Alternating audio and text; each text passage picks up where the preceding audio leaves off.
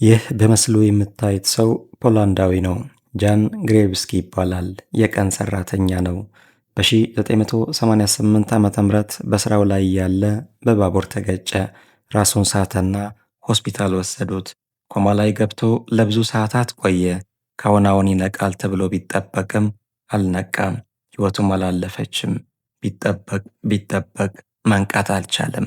ወራቶች አለፉ። አዲስ ነገር የለም። የተጎዳው ጭንቅላቱ ላይ ስለነበረ ቶሎ መንቃት አልቻለም። ከዛሬ ነገ ይነቃል ተብሎ ቢጠበቅም ሰውየው ግን መንቃት አልቻለም። ወራቶች ተደማምረው እነሆ ዓመት ሞላ። ሐኪሞች ግራ ገባቸው። ይህ ነገር ምንድን ነው አሉ።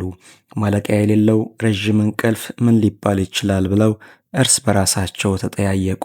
መልስ አላገኙበትም። መልሱም ሳይገኝ ሰውየውም ሳይነቃ እነሆ 10 ዓመት ሞላ። ለ10 ዓመታት ከሆስፒታል አልጋ ሳይነቃ ጊዜው እንደ ንፋስ ነጎደ። ይባስ ብሎ 15 ዓመታት ሞላ። 16፣ 17፣ 18 ዓመታት አልፈው 19ኛው ዓመት ላይ ሲደርስ ግን ሰውየው ነቃ። 19 ዓመታት ከረዥም እንቅልፍ ሳይነቃ የቆየው ግለሰብ ከ19 ዓመታት በኋላ ሲነቃ በሕይወቱ በርካታ ነገሮችን ተቀያይሮ ነበር። በጣም ካስገረሙት ለውጦች እነዚህ ነበሩ። እርሱ ሕሊናውን ስቶ ሆስፒታል በገባበት ወቅት ባለቤቱ የ3 ወር ነፍሰ ጡር ነበረች። ከቆየበት ረዥም እንቅልፍ ሲነቃ የ19 ዓመት ወጣት ቆንጆ ሴት አጠገቡ ነበረች። ይህች ልጁ ናት። ለመጀመሪያ ጊዜ ከልጁ ጋር ተገናኙ። አቅፎ ደባበሳት። እንደ አባትና ልጅ እጅ ለእጅ ተጨባበጡ፣ ተላቀሱ፣ የደስታ እንባ ፈሰሱ።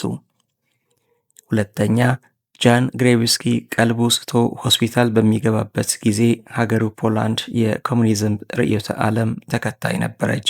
ከ19 ዓመታት በኋላ ወደ ቀልቡ ሲመለስ ግን ሀገሩ ፖላንድ የርዕዮተ ዓለም ለውጥ አደረገች። አዲስ ስርዓት ፖላንድ ላይ ተመሰረተ። ጃን ግሬቭስኪ ሆስፒታል በገባበት ጊዜ ሰዎች በደብዳቤ ነበር የሚገናኙት። ሞባይል የሚባል ነገር አልነበረም። ከእንቅልፉ ሲነቃ ግን የእጅ መዳፍ የምታክል ትንሽዬ ስልክ ጆሮ ላይ ለጥፎ መንገድ ላይ ሰዎች ብቻቸውን እያወሩ ሲሄዱ ተገረመ። ሰውየው ከእንቅልፉ ሲነቃ ኢንተርኔት የሚባል የዓለማችን ፈጣን መልእክት ማስተላለፊያ መንገድ ተፈጠረ።